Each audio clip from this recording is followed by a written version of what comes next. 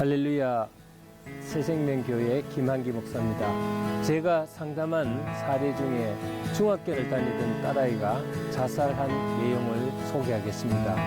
그 아이의 일기장에 나는 1등이 없는 나라에 가고 싶다는 유수를 쓰고 죽었다며 그 어머니가 너무 가슴 아파하면서 우는 것을 보았습니다. 늘 자기 반에서 1, 2등 하던 아이인데 자기 스스로 경쟁 상대인 아이에게 심한 열등감을 느껴서 자살했다는 것입니다.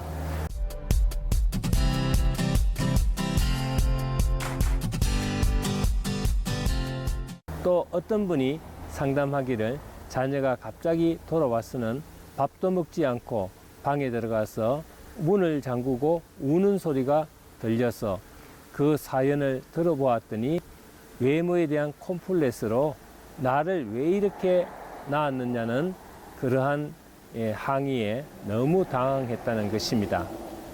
비단 이런 사건뿐만 아니라 모든 문제를 다른 사람과 비교해서 자신을 비관하며 고통받는 사람들이 우리 주위에 너무 많습니다. 열등감의 근원은 타인보다 못한다는 사실이 아니라 타인보다 못해서는 안 된다는 어긋난 믿음을 가진 것입니다. 우리 문화의 정서처럼 1등이 아니한 아무 가치도 없다는 믿음이 지배하는 곳에서 그 누구도 만족할 수 없으며 그 누구도 열등감에서 자유로울 수 없습니다. 초등학교 반에서 1등하는 아이는 전교에서 1등을 하지 못한다는 사실에 아마 열등감을 느낄 것이며 한국 최고의 야구 선수는 자신이 메이저 리그가 아니란 사실에 열등감을 느낄 것입니다. 또 타인보다 뛰어나다는 사실에 우울감을 느낀다면 당연히 타인보다 못한다는 사실에 열등감을 느끼게 됩니다. 그렇게 외부 세계에 의해 격렬히 변화하는 자기 이미지를 가지게 되면 삶이 참으로 피곤할 뿐 아니라 그 긴장감으로 삶이 자유롭지 못하고 결국 불행한 삶을 살게 되겠지요. 어떤 심리학자의 연구 자료에 따르면 95%라는 상당수의 사람들이 열등감을 느낀다는 분석 결과가 나왔습니다. 늘 자신만만한 사람이 어떤 삶의 위기나 심각한 사항을 만나면 예상외로 심한 열등감을 정세로 나타낸다고 합니다. 우리가 보기에 머리가 좋은 사람, 또 인물이 잘생긴 사람, 또 모든 면에서 완벽하게 보이는 사람도 겉으로는 괜찮은 것처럼 보이지만은 속으로는 자기 나름대로 고민하는 것을 볼 수가 있습니다. 열등감이 어느 정도 유지되는 것은 문제가 되지 않습니다. 그러면 심해지면은 여러 가지 정신적으로나 인격적으로 공황장애의 질병에 시달리게 되는 것을 볼 수가 있습니다. 근거 없는 불신감, 또 민감하여 남의 지시나 가르침에 대한 반감, 대화장애, 또 인격장애, 혼자 있기를 좋아하고 그로 인하여 대인관계 악화, 냉정하고 유머가 없으며 돌발적인 충동 형상, 분노, 무절제, 혈기, 정신적인 공황장애, 우울증, 스트레스 등 정서적인 장애가 일어납니다. 그러므로 자기 자신의 올바른 평가로 건전한 자아상과 건강한 자아상을 가져야 하겠습니다. 미국에 살고 있는 흑인들은 돈만 생기면은 고급차로 자신을 가시하는 경향이 있습니다. 한때 우리 한국 교포들이 이런 유행병이 만연하여 자동차 및 고급 주택 등으로 가시를 하다가 LA 폭동 이후 절제하면서 많이 개선되었다고 합니다. 결국 우리 교포들의 의식 수준이 그만큼 향상되었다고 할 수가 있겠습니다. 자기를 포장함으로써 우울감을 통해 열등 의식을 해소해 보겠다는 심리지요. 오늘 본문에 나오는 모세도 이런 열등감에서 사로잡혀 있는 모습을 우리가 알 수가 있습니다. 첫째로 열등감은 자기를 상실케 합니다. 민족을 인도하라는 하나님의 명령 앞에 모세가 보인 첫 번째 반응은 무엇입니까? 모세는 자기가 누구인지를 모르겠다는 것입니다. 출애굽기 3장 11절을 보면 모세가 하나님에게 고하되 내가 누구인가인데 바로에게 가며 이스라엘 자손을 애굽에서 인도하여 내리까 라고 했습니다. 이렇게 자기를 상실한 사람이 심한 열등감에 처할 수밖에 없다는 것을 알 수가 있습니다. 문제는 이것입니다. 모세는 애굽의 왕자로 있을 때 그는 자신의 정체성을 확고한 사람이었습니다. 그러나 모세는 광야의 생활을 통하여 자신의 정체성을 상실하고 잘못된 자기 평가로 시리에 빠져 있었던 것입니다.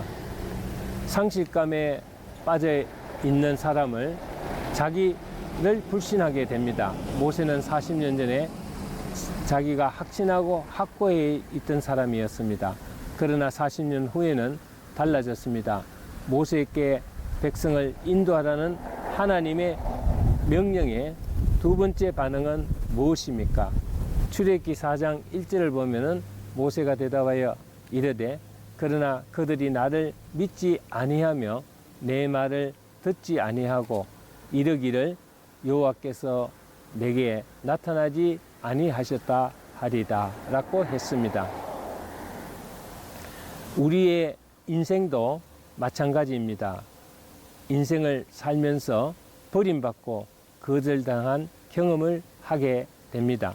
그러면 그 후 도와주리라는 생각보다도 나에게 피해를 줄 것이라는 피해의식이 가득하게 되죠. 이런 피해의식으로 신적 존재를 의심하게 될 뿐 아니라 본인 역시 불신감으로 하나님께 불신앙적인 사람이 될 수가 있습니다. 둘째로 열등의식은 곧 무력감으로 아무것도 할 수 없는 무능력자로 낙오시킵니다. 바로 오늘 본문 10절 말씀입니다. 말이 능치 못하고 입이 뻣뻣하고 혀가 둔한 자라는 것입니다. 우리가 그렇습니다. 인생을 살다 보면 삶의 위기를 맞이하여 무력감에 빠져 자신의 모든 재능을 잃어버리고 삶의 늪에 빠져 허우적거릴 때가 있습니다. 불신앙적인 거부감을 나타냅니다. 물론 내 능력을 가신하여 교만한 것보다는 낫지만 그러나 자기를 비하하여 낙심하는 것은 조심하여야 하겠습니다. 세 번째, 열등감은 자기를 잘못 판단하여 가소평가할 때 문제가 생깁니다. 우리는 하나님의 고귀한 자녀라는 정체성을 회복해야 합니다.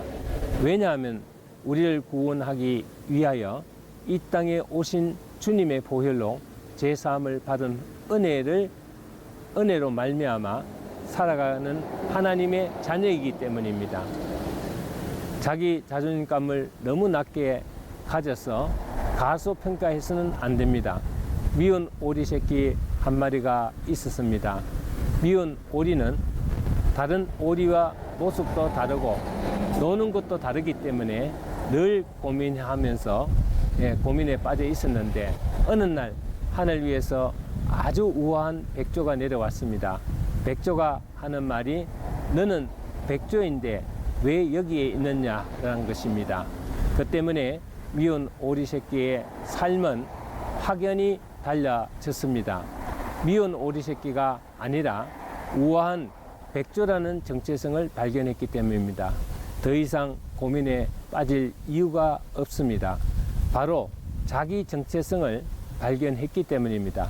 우리 주님이 이 땅에 오셔서 우리에게 하나님을 아버지라고 부르게 하셨고 아버지 하나님과의 관계가 새롭게 정립되면서 우리는 거룩하고 성결한 하나님의 고귀한 자녀가 되었습니다.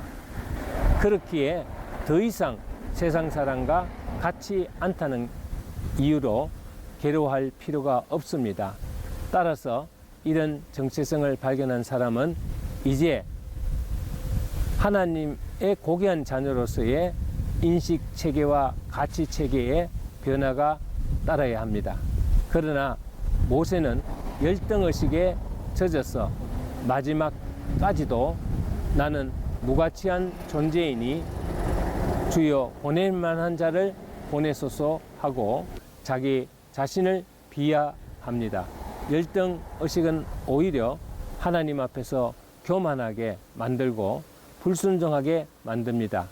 이런 열등감은 어디서 옵니까?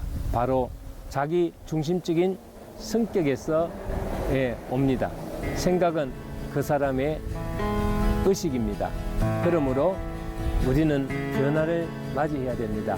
아무쪼록 바른 자기의 평가와 건강한 자존심으로 하나님을 기쁘시게 합시다. 매일매일 바른 신앙생활로 승리하는 여러분이 되시기를 주님의 이름으로 축원합니다. 감사합니다.